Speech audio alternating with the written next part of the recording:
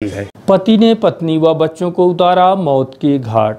घटना मऊगंज थाना क्षेत्र के डूडा रामनगर दुआरी की है, जहां पर एक दिल को दहला देने वाला वाकया सामने आया है, जिसमें एक पति ने क्रूरता की सारी हदें पार करते हुए अपनी पत्नी व मासूम बच्ची की निर्मम हत्या कर दी।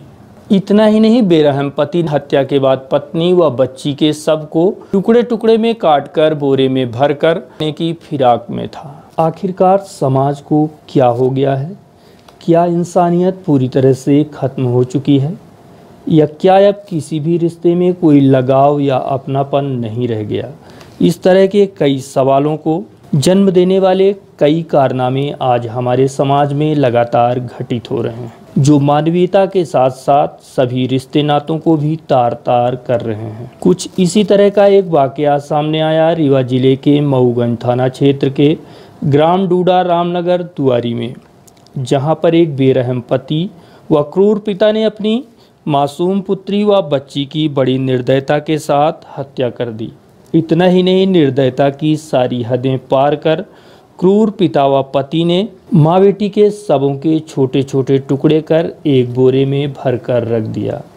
प्राप्त जानकारी के मुताबिक हिंसलाल साकेत की पत्नी ने आत्महत्या कर ली थी, जिसके बाद हिंसलाल ने अपनी विधवा भाभी से पुनः दूसरी शादी रचा ली। इसकी 1 वर्ष की मासूम बेटी भी थी। दोनों माँ बेटी की हत्यारे पिता व पति ने बेरहमी से हत्या कर बोरे में भरकर घर में छिपा दिया और उसी घर में स्वयं मौजूद रहा और लोगों को दिखाने के लिए खुद को सामान्य तरीके से पेश कर रहा था। इस घटना के संबंध में लोगों को कोई शक न हो और वह रात के अंधेरे में दोनों शवों को ठिकाने लगा सके। जानकारी के मुताबिक हत्यारे ने इस घटना के बाद साक्ष्य मिटाने, घर की साफ सफाई व पुताई की कि कहीं खून के निशान ना दिखे। हालांकि 2 दिन बीतने के बाद आसपास के लोगों को किसी अनहोनी घटना की शंका हुई, जिसके बाद लोगों ने उसके घर जाकर देखा तो होश उड़ गए। वहीं लोगों ने हत्यारे हिंसलाल को पकड़कर वहीं पर बांध दिया। फिर पुलिस को सूचना दी। सूचना मिलते ही मौके पर पहुंची पुलिस ने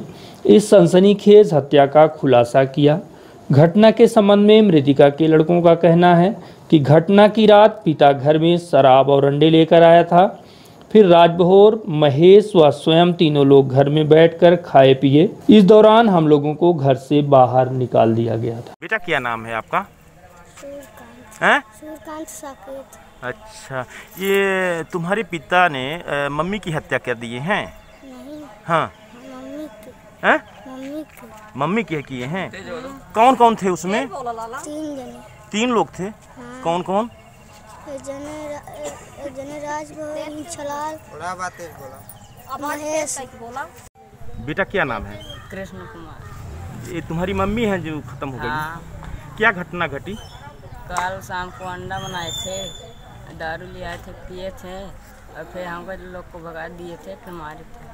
ये कौन कौन थे इसमें? महेश, हिंसलाल, राजबहोर। अच्छा, फिर क्या देखा आपने कुछ देखा? हमको भगा दिए थे, हम अपने घर चले गए थे, अपने घर मारे हैं।